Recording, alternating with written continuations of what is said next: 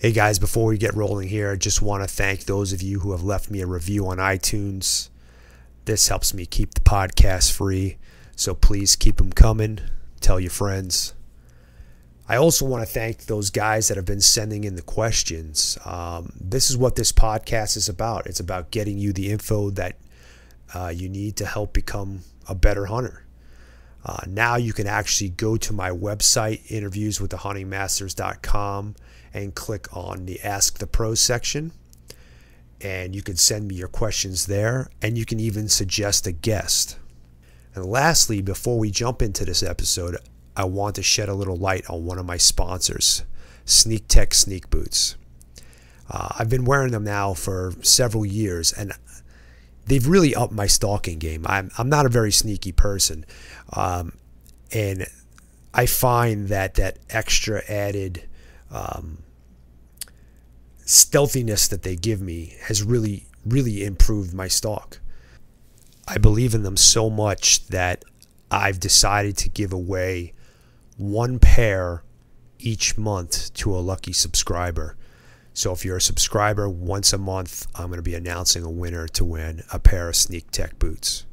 So go ahead and go check them out at sneaktech.com, and that's SNEEKTEC.com. Let's get to the next episode.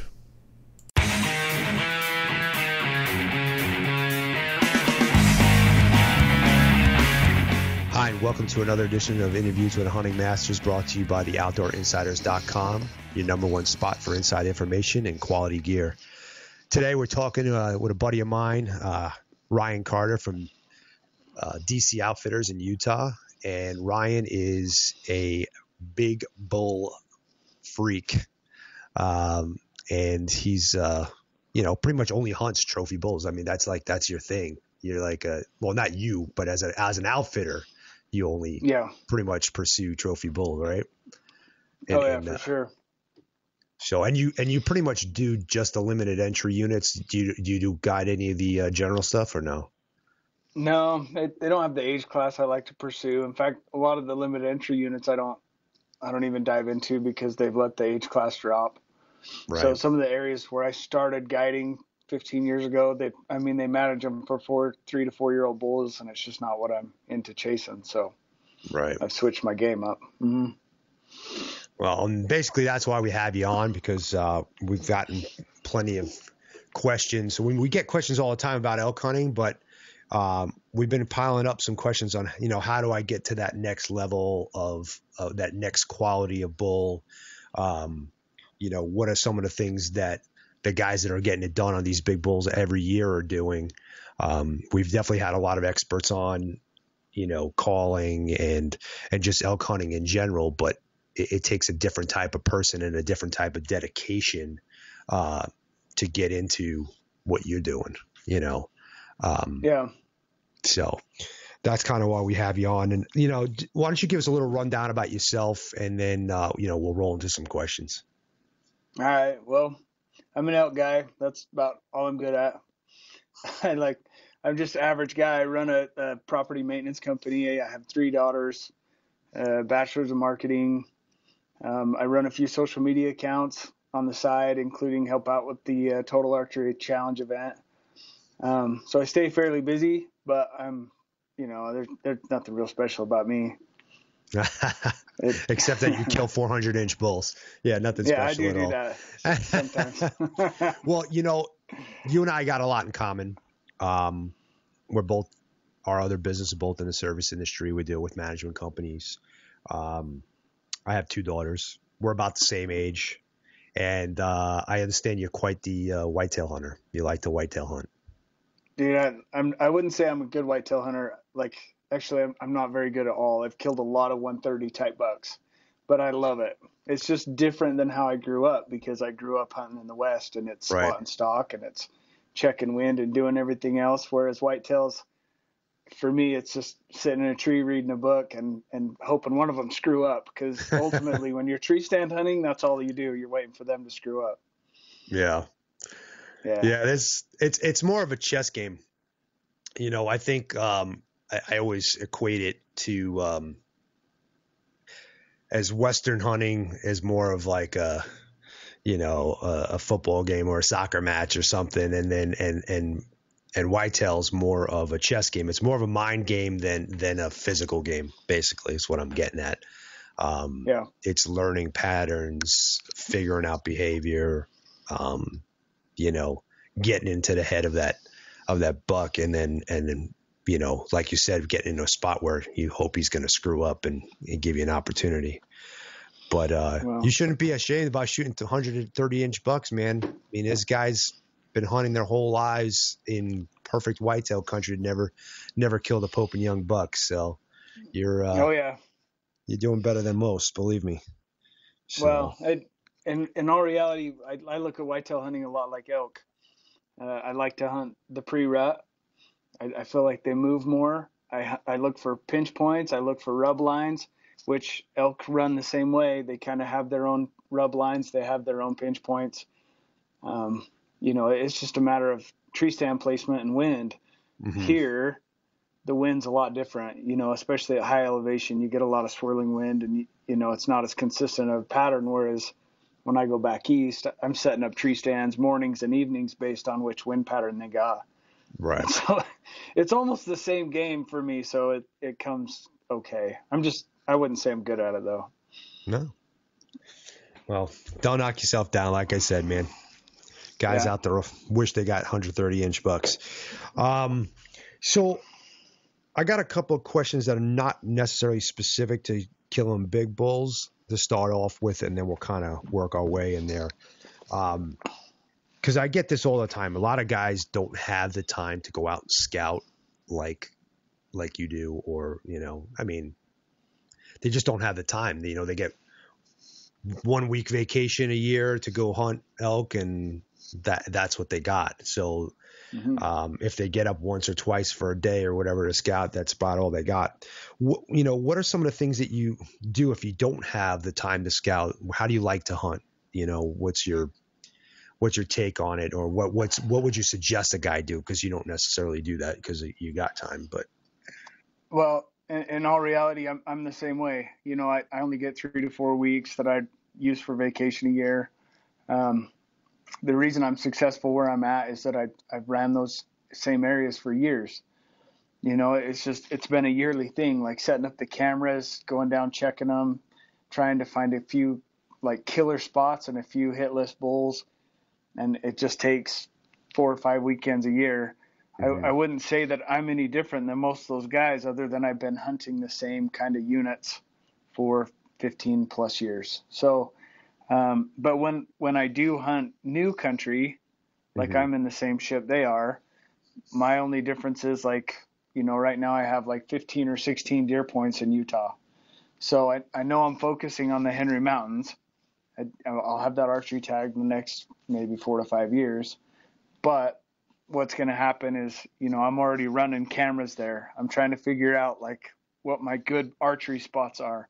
And that's how you do it with these limited entry units that you wait forever on, is you don't wait till you draw the tag. Right. You start scouting early, trying to figure out, where you want to hunt based, not who you want to hunt, but where. So I think that helps, but I mean, there's a slew of resources out there. Social media is huge. If you drew a tag you just weren't expecting, it's just a matter of talking to the right people. And a lot of guys want to talk.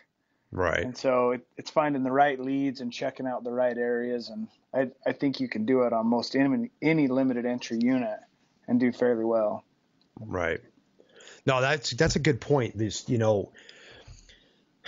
If you're playing the point game, if you're playing the tag game, in these units that,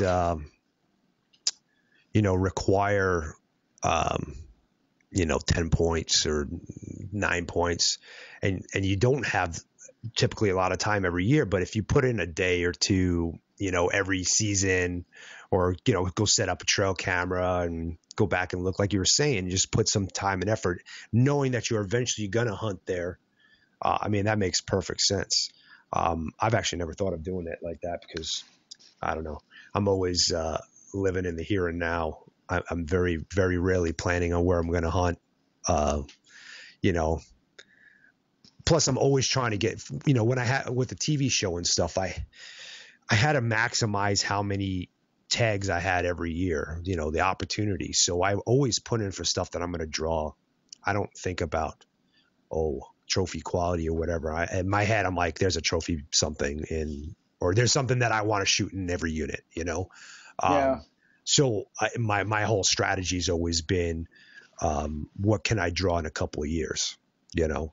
So that I constantly have tags. Everybody's like, oh, how do you get so many tags? How do you get so many? Because I don't put in for, you know, these units that take 10, 15 years to draw. I do here and there. Like now I drew Utah.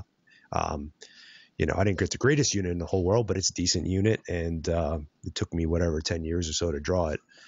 But that's one of my favorite units. The one you drew this year, you're going to have a lot of fun. That's one of my favorite spots. So it'd be a great hunt, and 10 years is a long time. Yeah. So I think you're smart because you're not over the 12 point creep for San Juan or Boulder. If I was at that point, same place as you, that's the tag I would have took, was the one you drew. So it is, you know, you're in a good place to be. Yeah. No, I'm excited about it. And the fact that I've been there once already now, or actually twice technically, because I hunted the other side of it many, many years ago, when I shot my first Utah buck. You know, the fact that I was in there last year hunting deer was, you know, it's comforting that I know the area a little bit, you know, and I saw elk, saw a lot of elk actually. So that's kind of what made me put in for that unit, to be honest with you. So, and I was like, I might as well try this. At least I know the unit a little bit. I don't want to go completely blind, you know? So, yeah, for sure. So let's get a little more in depth here. You started talking about if you're going to go check out a new unit, say, you know, there's an up and coming unit that you haven't really been hunting, but it's a good limited and you're hearing some good bulls coming out of here. What do you do to look at that unit as your starting point before you go start putting some boots on the ground? What are some of the things that you're looking for? I always start by word of mouth. Okay. I look at the guys who's been successful there in the past. I look at some of the local guys. I'll fish around for a few guys that I know hunt that unit constantly. And in all reality, I start with a lot of shed hunters because I know a lot of them. And so, okay. And for elk in particular, archery is a little different, but as the rifle hunt kicks in, Utah kind of has a good old boy system where our rifle hunters get the best dates. You know, we're sitting at that late September, the 20th type elk hunt when it's just money if you're a rut hunter. So, and what happens with elk during the rut is as the rut progresses, the big bulls pull their cows into areas where there's not as many other bulls. They try to find a hole. And so typically that's where they shed their horns. So like if I'm hunting a rut hunt, I'll start talking to shed hunters, see where they're picking up sheds, kind of talk about which way to run from there, and then talk to people who've been successful in the past. Word of mouth's always the best. I use like Onyx maps a lot. I spend time on Google Earth. I look for transition zones. I look for feeding areas. Elk and mule deer kind of have to have a trifecta in places where they hang out. There's got to be feed, there's got to be water, and there's got to be bedding ground. Elk like benches. In the summer, they like acorns. During the rut, I look for grassy areas and aspens. If you can find that trifecta, you do a lot better. Where I guide, there's a ton of water, so it's not like hunting Arizona. I can't just set up on a station and know they're coming. Right. So I don't necessarily hunt water, but I hunt pinch points, and I hunt those transition spots where elk will move from, you know, like I have a camera in the ponderosas where I know the elk pull out of the acorns and run right into the ponderosas for bedding down. Okay. I mean, that's a money spot. And, you know, a couple of my north-facing benches, those cameras produce big bulls every year. And I've killed a few of them off them. Okay. So, I mean, those are just a few things. Oh, and, I mean, trail cameras is my game, right? If you don't know, I mean, I run a fleet of them. That's how I find bulls. like 50 to 100 of them, right? Or something like that, like 70 cameras out at one time. Or that's Yeah. crazy, man. Well, Yeah. and a lot of them just sit. I don't get to them every year, Mm-hmm. but what I put enough out that I can. So what I do, I don't have glassing areas where I Mm-hmm. hunt.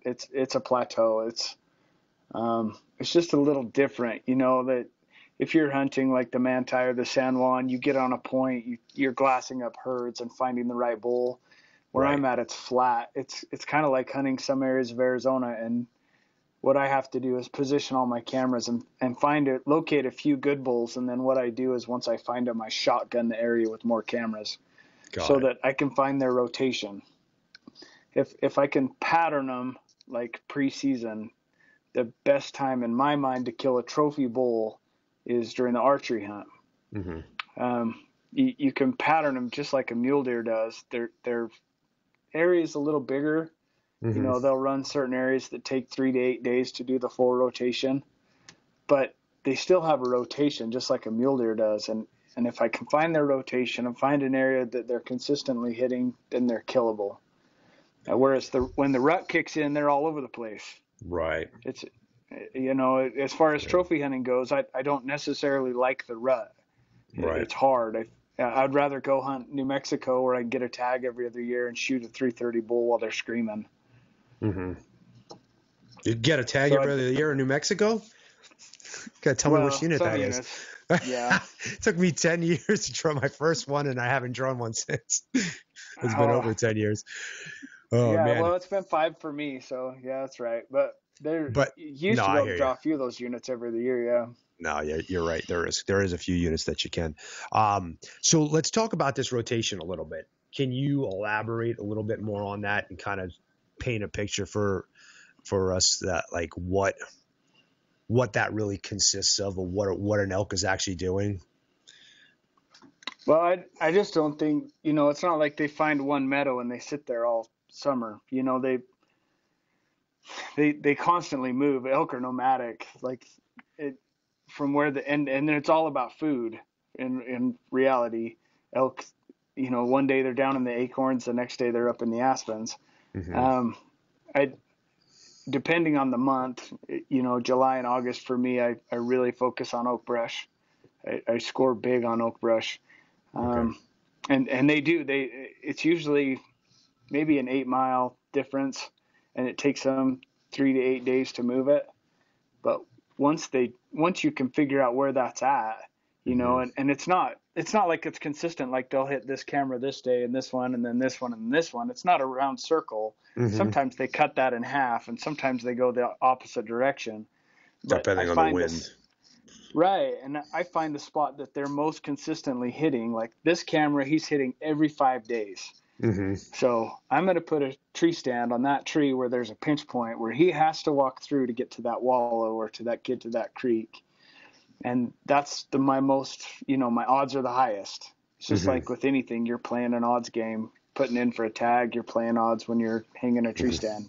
Right. So Well, that's like whitetail hunting right there.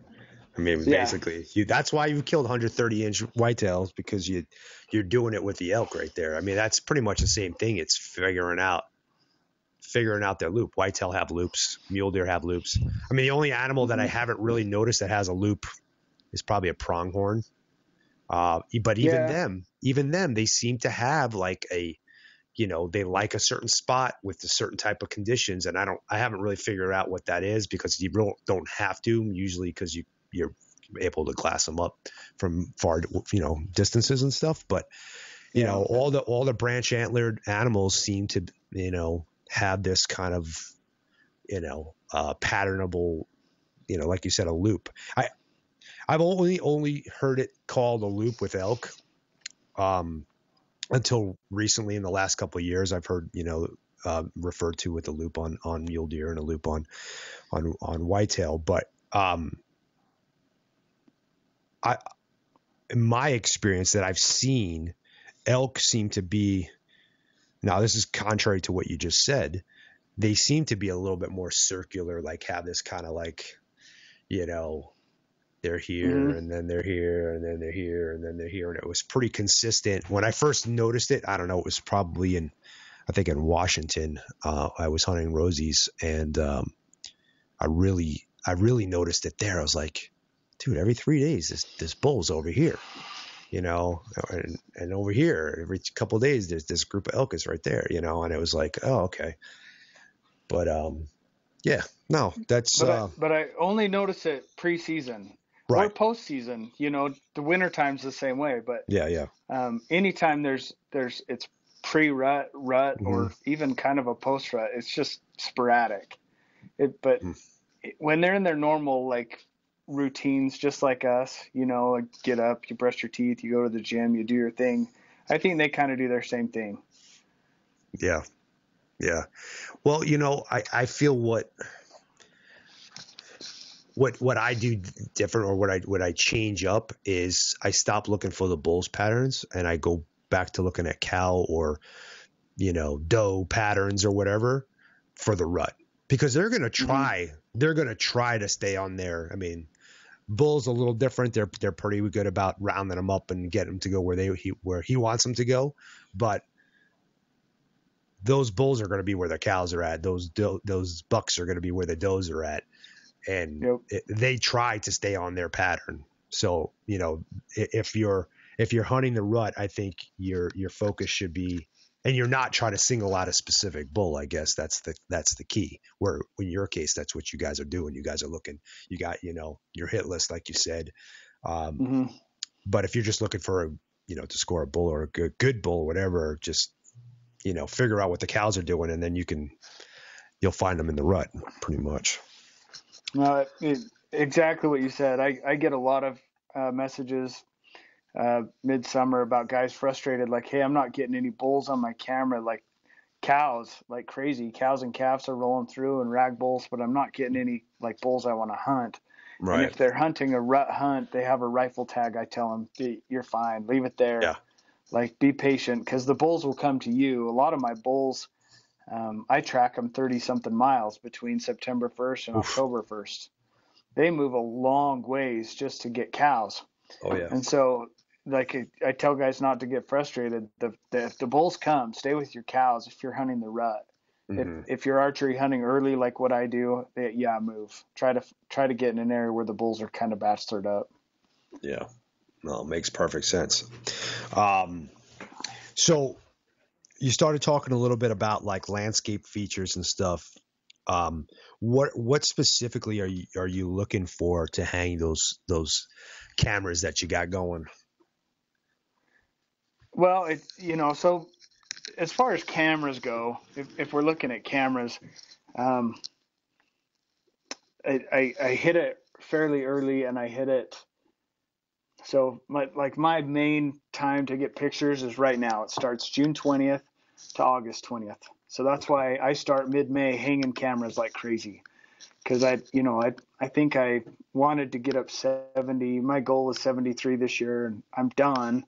And I only got up 57. So I'm a little short, but my main ones are up.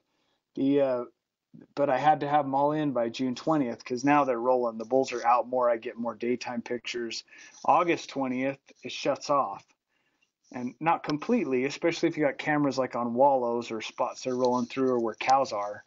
But 90% of my content pictures all come in the next 2 months. So when I'm looking at that, I know, okay, I'm focusing on June and August. It's hot. So I'm putting them on north faces. I'm putting them on benches. I do use a lot of water. So if I'm looking on Google Earth, I'll pan over and look for a green spot that just stands out a little bit. One of my best spots, in fact, where I killed Donna's bull last year, it's way down in the desert. I mean, we got up at 3 a.m. to hike out there. Jeez. But the way I found that spot is I was on Google, and I'm cruising through all the PJs, the pinyon and junipers, and looking what's out there, and I find this stand of aspens. Okay. Just out in the middle of nowhere. And wow. Sure enough, when I hiked out there, there's a seep that's just little tiny. I mean, there's nothing coming out of it but for 4 or 5 feet. but the elk crew's out there and they go back. So the second her bull showed up on second day of the hunt, I knew right where he was going. It was just a matter of cutting him off. Right. And so if you can find those features, whether you're out in the desert or you're up high in the mountains, look for a meadow that has a really super green, dense middle. Mm-hmm. That's a water spot. Now, they're not always the best spots for cameras, but because elk don't wallow in the summer, right? But Mm-hmm. they cruise through there. So if you can find a pinch point by those wallows, I put a camera on it every time. Does that make sense? Yeah, yeah, totally. Yeah, Yeah, absolutely. And I don't know if it makes sense to me because of whitetail hunting. I think that's why I get it more, to be honest with you. People discount the whitetail hunting in Western game all the time. I get it all the time, but it's that mentality that I think that you bring into the table. That's the reason why you're so successful. I mean, I know it's the reason why you're so successful. So, now you got a bull that's showing up on one camera. You talked a little bit about shotgun in an area.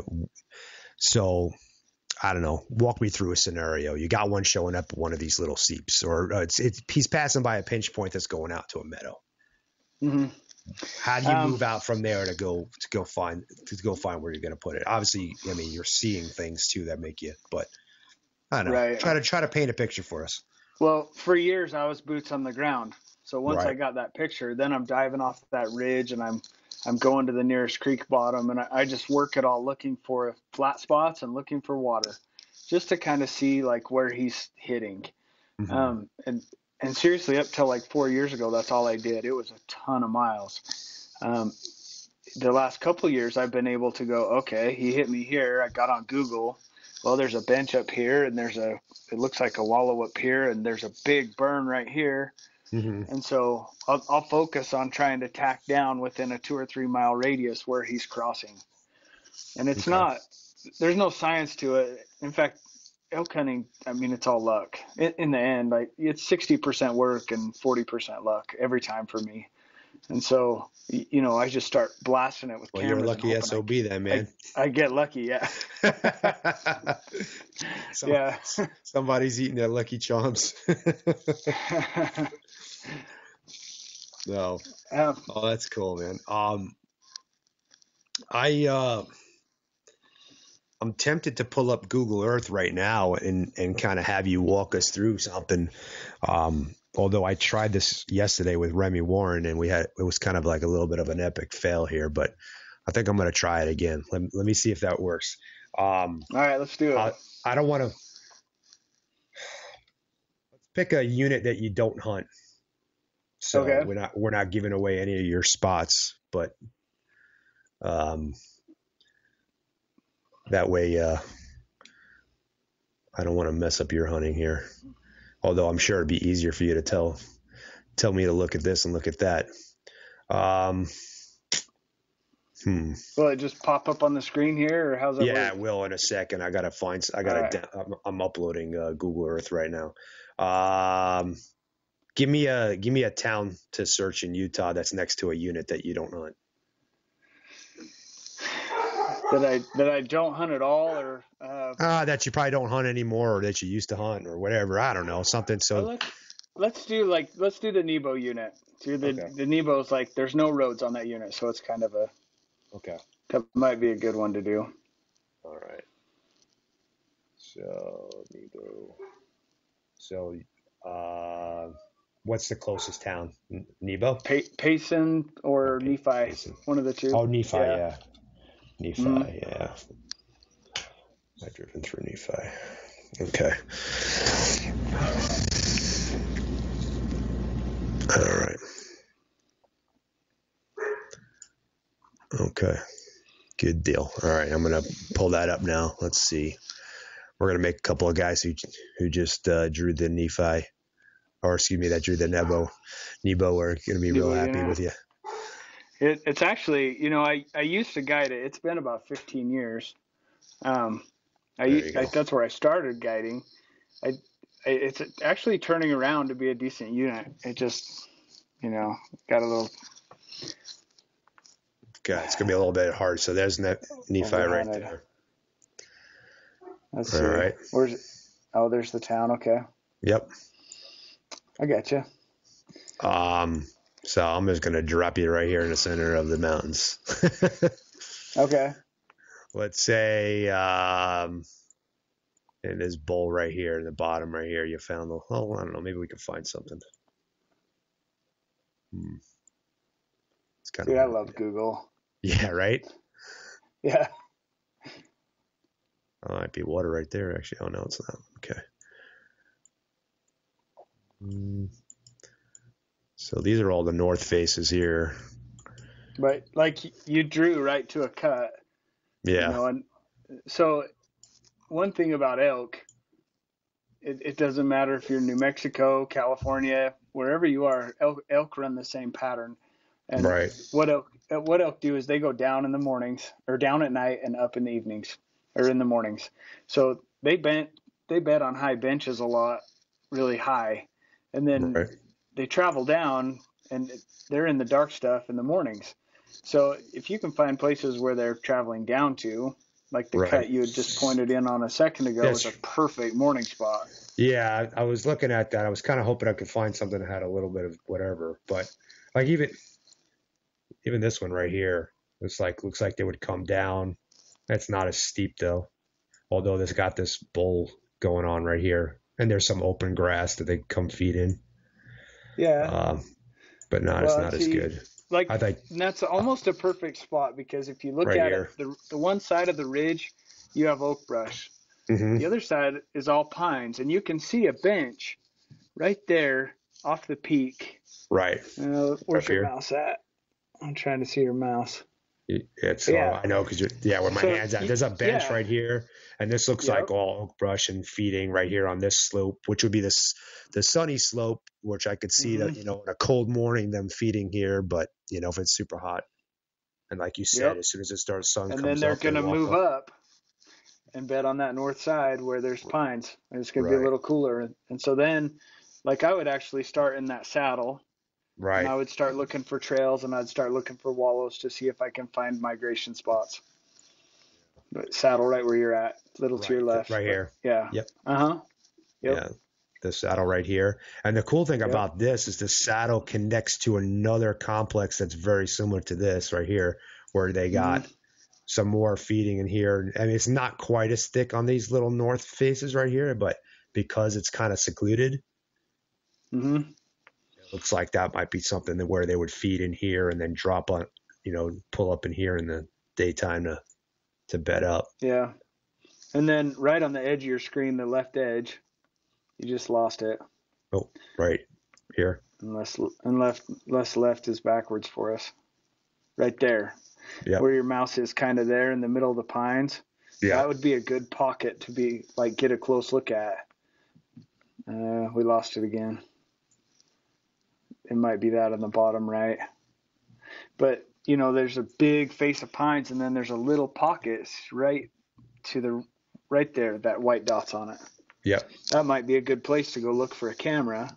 Yeah. Because it's in the middle of a bedding area and it's just kind of a smooth transition spot. It's a bench, it looks like to me.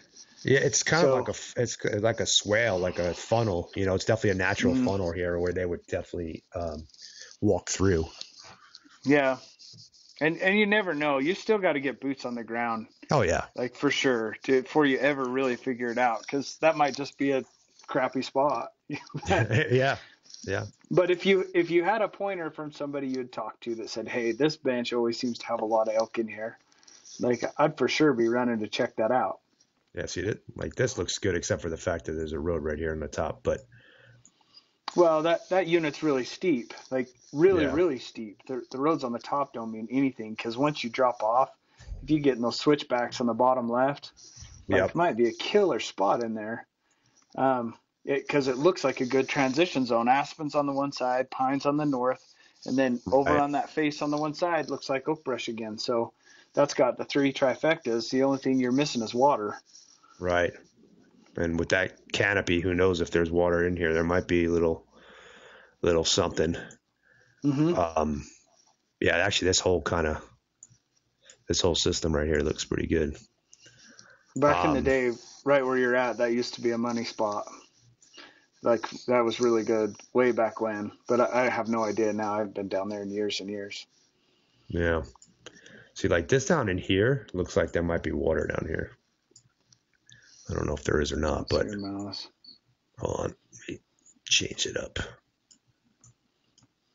Yeah, I could spend all day on Google. I love it. Yeah, it's a neat tool. I remember when it first came out, nobody really used it for hunting. Nobody knew what the hell it was. Yeah. I mean, I've been using it for hunting 12 years already. So. Wow. Yeah, I definitely haven't been using it that long. Well, you used to have to pay for this view. It used to be Google Earth Pro or whatever, and nobody was paying for it. So. No, it's really nice. What about something like this where, like you got the oak brush and stuff like this on, and then that almost looks a little too dry. Dry, right? Almost like that's too hard of a south face. Like maybe that might be really good post rut, maybe even winter grounds,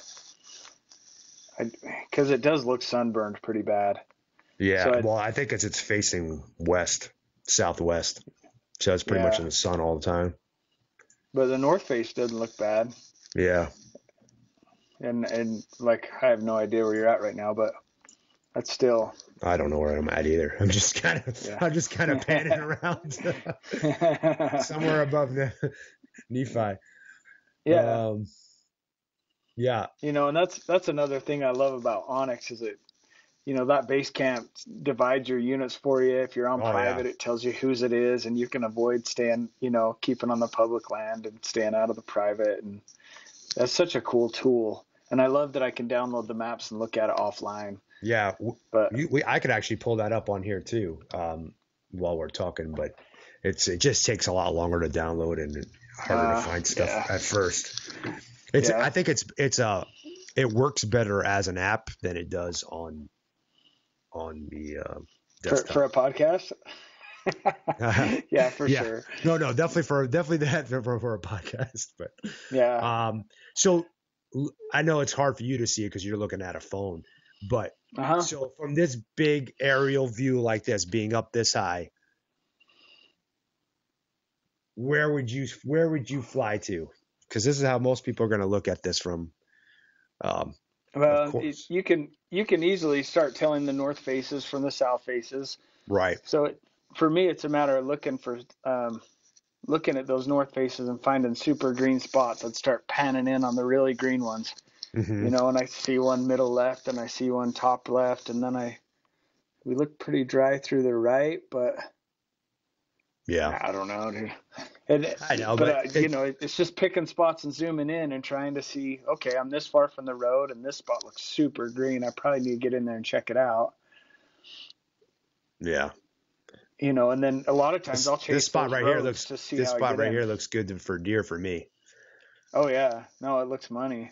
That's like a deer especially spot. where you got those drainies. Snow cuts in there. Yeah, that definitely looks like a deer spot for me. Yeah. Oh. No, it's fun. Yeah, for sure. Do you use it for whitetails much? I do. Yeah. Yeah. Yeah. When maybe when we get done here, I'll show you a couple of things that I look for. I actually used to help guys out all the time. It was part of I used to do consulting for like land management and stuff like that for whitetail. And guys would send me their coordinates of their property. I'd look at the Google Earth and I'd be like, okay, set a camera here, set a camera here, set a camera here, set a camera here. Because that stuff that you're looking for in the elk woods is so much more obvious in, farmland and hardwoods. And whitetail country, yeah. Oh, it's just like, yeah. It's like there's signs and flares popping up, Actually, one of my buddies, I've actually helped several guys. He was, sending me pictures from his phone, and I was like, hey, where should I set my stand up? Da da da da. And I'm like, all right, well, just send me, drop me a pin of where you're at. And I pulled up Google and I told him sit here, and he killed a 145 out of that stand. And I've never been to the place. It's just a matter of knowing how deer use the terrain. Yeah. So and they're all this it's just what I was saying about elk. Like they like to travel down at night and up in the mornings, and I mean whitetails kind of have their same patterns. Mm-hmm. You look for the Christmas trees, you look for the pinch points in the creek bottoms. You can figure it out pretty quick because as much as everyone tries to tell you like, oh, that old buck's so smart, dude, he's just got good instincts. Right. That's all it is. It's not like they're that smart. I mean, no. They outsmart me all the time, but I'm not that smart either. Well, you got to understand something. How many days a year do you hunt? I don't know. Oh, yeah, maybe 30. I hunt almost 100, which is a lot. That's a lot. The last couple of years, it's probably been about 80. I've been averaging about 80. So that deer is living that 365 days a year. He's avoiding danger. Yeah. He's avoiding predators. 300, and that elk is doing the same thing. Yeah. I mean, they live it and breathe it 24 hours a day, 7 days a week. We go home and, hang out with our families and do whatever. We're not thinking. I mean, some of us think about it all day long, but he literally has to do it even in his sleep. Like everything he does is about surviving. So like you said, smart, maybe not smart, but he's learned what keeps his ass safe, He's trained. He's trained. Yeah. So, but, no, man, I think that's, there's a lot for people to take away from this episode and really start thinking about what they're doing and how they're doing it. I think you, like myself, you're a behavioralist. You're kind of learning what they do and how they do it and why they do it. And then once you do that, you could take that and apply that in Colorado. You could take that and you could take it anywhere you want to go. It doesn't matter if you're, because I know there's a lot of guys out there that are really, really good hunters, but they're only really, really good hunters where they hunt. And that's because they figure them out there. If you can figure out why they're doing what they're doing there and take that and apply it everywhere else, I mean, that's what it's all about. That's why I can say, like, elk is my game. I mean, I've killed a few mule deer. Like, I've killed a nice ones back there.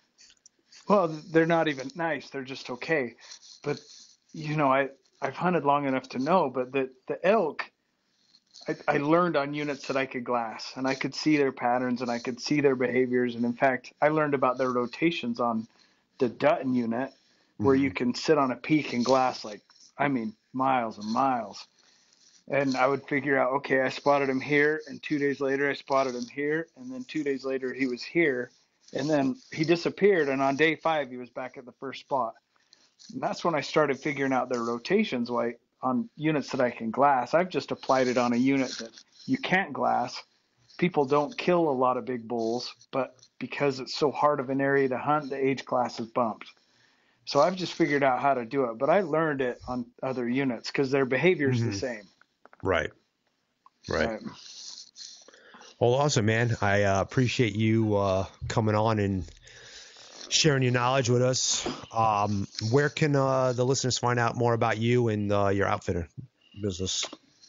I do a lot of social media stuff. I have a DC Outfitters Facebook page and my personal page, Ryan Carter. I kind of hit and miss, post on both. Instagram's Ryan at DC Outfitters. Twitter's the same, I think. I don't run a web page. I really only guide like 2 or 3 guys a year because I focus on quality over quantity. Right. I'm not interested in going full time with guiding, so I just do things a little different. I book out usually a year in advance. So I don't need to market a whole lot. I just like to. Right. I like what I do, and I like posting my pictures, and I think a lot of people like it. So. Yeah, I mean, your Instagram page is killer. I mean, yeah. That's how we got to know each other, really. I mean, Yeah. started following you on Instagram, and you started following me, and we just, I was like, oh man, this guy's always got great stuff going on, and so. Yeah, with elk anyway. The rest of my stuff's par. Well, we got to change that, man. So Yeah. like I said, the door's open if you want to go whitetail hunting. I'd love to take you. Just I want to jump in because I think I want to try spot and stalking one. That sounds interesting. oh man, it's the best. Is 2 that? years ago, 2 years ago was other than Coos deer, because I've done it on Coos deer, but my first Midwest whitetail spot and stalk was in 2015. I was just like, oh, this was like the best thing ever. I don't ever want to get in a tree stand again. Oh, really? No, I don't know about that. There's a lot of, people don't realize how much you get to see and how much you get to like take in when you're sitting in a tree stand and things are just walking by you. Don't have any clue that you're there. That's how you learn behavior. I mean, you just sit there and watch. So, but no, I love tree stand hunting too. I like the tree stand because I don't have to. For me personally, I get the buck fever where I don't get it on the ground. I'm too in my head when I'm on the ground because I'm like, well, I could do this and move this way, or the wind's shifting, I got to hurry and go over here. I've got to change my strategy constantly. I don't get the buck fever. It's like I range them, I kill them, it's done. Right. But on whitetails, like you're tied to a tree. Yeah. Like they have to screw up. They have to take this line. They have to drop their head at this point. And you're like, oh, here he's coming. He's coming. Yeah, he's coming. My heart's going out of my chest, and my buddies make fun of me because that's where my buck fever shows through. Because here I don't get it, not at all. Yeah, I always get it right after. I'm like laser focused on the whatever it is that I'm doing, and like I lose it right after, man. Yeah. When I shot Swamp Donkey last year in New York, I was like, I shot him, and I was like, I was in disbelief. I was like, I just shot him, especially because I've been hunting that bastard for 4 freaking years, you know? And I was like, I almost fell out of the damn tree stand. It was a good thing I was tethered in pretty tight, because I would have fell right the hell out. I was sitting there talking to the camera, and I'm like, yeah. So anyway. That's cool. Cool, man. Well, I wish you luck this season. I'm sure we'll be in touch. And thanks, man. I'll be out in Utah in August. So if you're around, maybe I'll see you. Well, if I can kill out early, which is my plan, I always like to try to get them done in that first week. I might come up on the Manti for a day. I told you, I love that unit. I love that unit. I love that. For sure. Thank you. Appreciate that. You bet, man. Cool. I guess we'll talk to you next time. All right. Thanks, John. Bye.